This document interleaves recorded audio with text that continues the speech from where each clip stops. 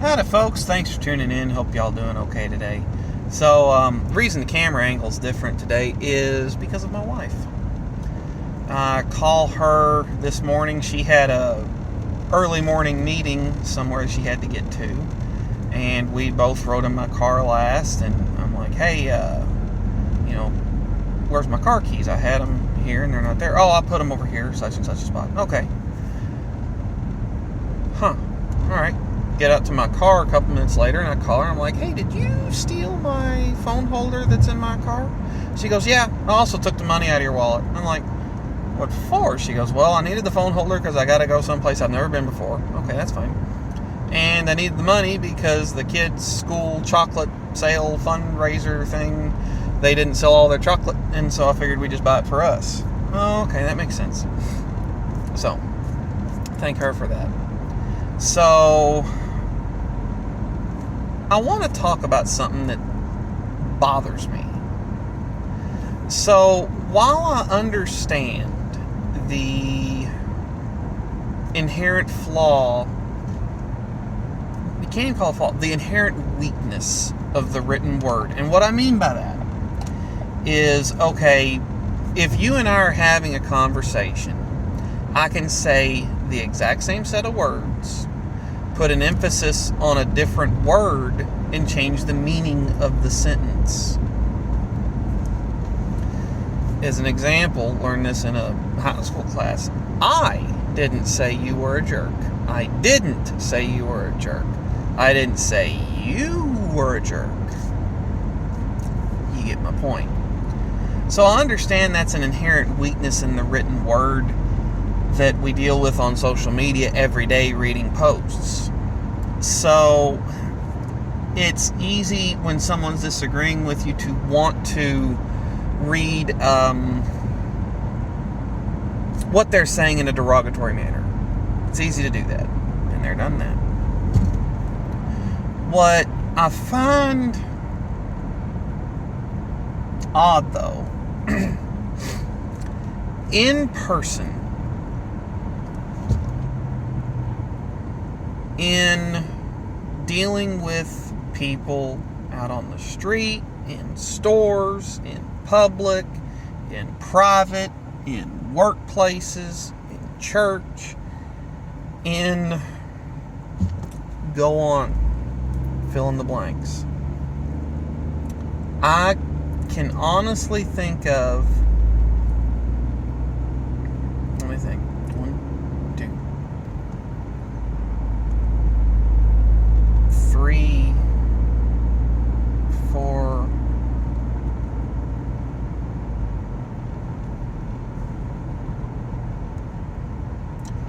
3 or 4 times, maybe 5, off the top of my head, where people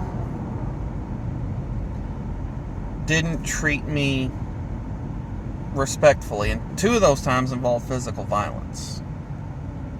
So, what do I mean by that?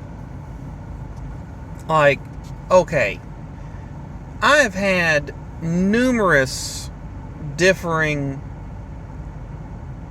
friends with differing political opinions over the years, and differing opinions on even things that aren't, man, my hair is a wreck. I didn't even shower this morning. What the hell's wrong with me?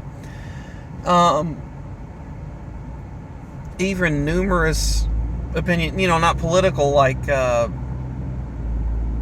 way the education system should work, which unfortunately is political now because whatever. But, I think family should be this way or that way, or I think people should have these morals versus those morals, whatever, you get the idea. And I may disagree with their opinion and their conclusion and how they got to their opinion. But if they have rationalized their way through things and come to that conclusion, I respect their difference of opinion. And I've never treated anyone, let me first, I do my best to not treat anyone disrespectfully when talking about differences of opinion on things. So, what bothers me is now I think about and this is, me personally, in those, 4 or 5 interactions where I was blatantly just disrespected and talked down to or demeaned. Now, online, I've been called a racist. I've been called a bigot. I've been called ableist. I've been called, you fill in the blank. I've probably been called it or had it inferred. Granted, I know that there is as I said, the weakness of the written word about conveying what you mean specifically versus what they're reading into it. No pun intended. But this is not like, inferred. I mean, it's pretty blatant what they've said. I've even had threats of physical violence against me online, and I'm a nobody. This was in a chat room talking about cars. And I'm just like, you know what? Look, you want to threaten physical violence? That's fine. I have a wife and kids to take care of, so whatever you feel like you need to do, you go ahead and do whatever you want to do, but I'm going to do whatever I have to do to keep them safe, keep me safe, so I can keep paying the bills. And I was promptly removed from the chat group. So, but I don't understand why people treat each other so differently. I don't think the internet's a bad thing. Obviously, I'm using it for this podcast. But I think that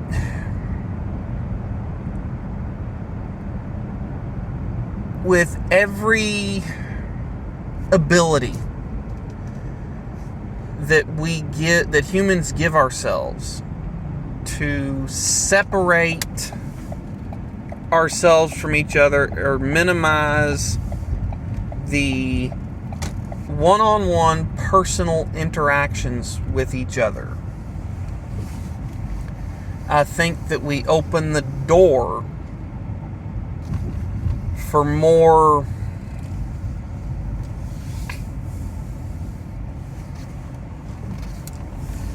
disrespect and empty threats of violence and dehumanizing each other.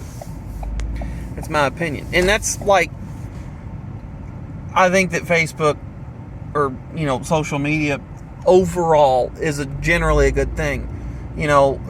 Rewind 10, 15 years ago, you want to learn how to do something, you go get a book and you got to find what you're looking for your specific thing. Well, now you can research anything you need to know on the internet, whether it's a walkthrough video on how to do this, whether it's a recipe, whether it's a this or that, whatever you want to learn how to do, it's on the internet. It just bugs the crap out of me when I have an opinion online about anything. And 90% of my motives for why I have my opinion are assumed. 90% of my character is assumed to be a certain way. And everybody can know everything about me based on one or two, I guess you'd say, political statements. And I've never made that assumption about anybody. Granted, a lot of times if you get into a comment war back and forth on Facebook, you will find out a lot about them. But, I've identified as Republican and said that I voted for Trump in 2016 only and been called a racist for it. Doesn't make sense to me. I wish that people would quit flying down the rage bait rabbit holes of the internet and actually get to know the people and their character, or at least not assume the worst about them without it being proven that, yeah, this person's kind of terrible. Tell you an interesting story. So I have a good friend of mine, lived in Alaska forever, and in the past few years moved to Missouri. Her and I, we've been online friends forever. 15 years or so.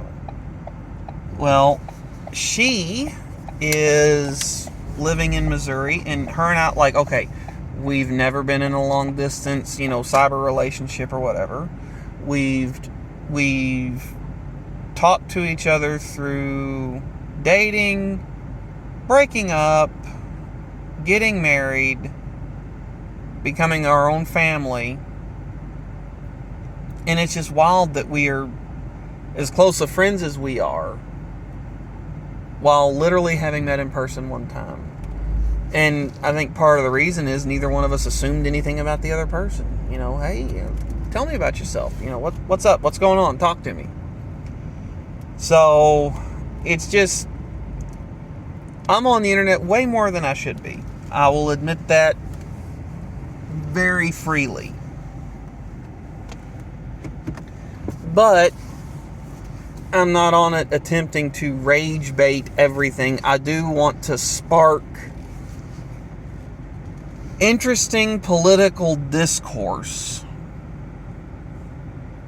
As an example, I made a comment about the Freedom Convoy and how they're being treated by the Canadian judicial system and the Canadian Mounted Police right now.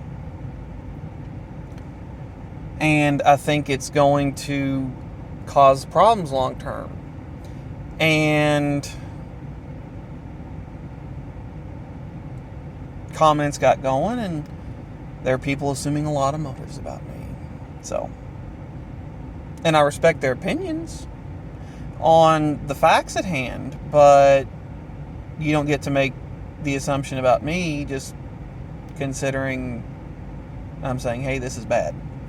That's what I got, folks. Thanks for tuning in. I've gone on long enough. Take care. Catch y'all next time.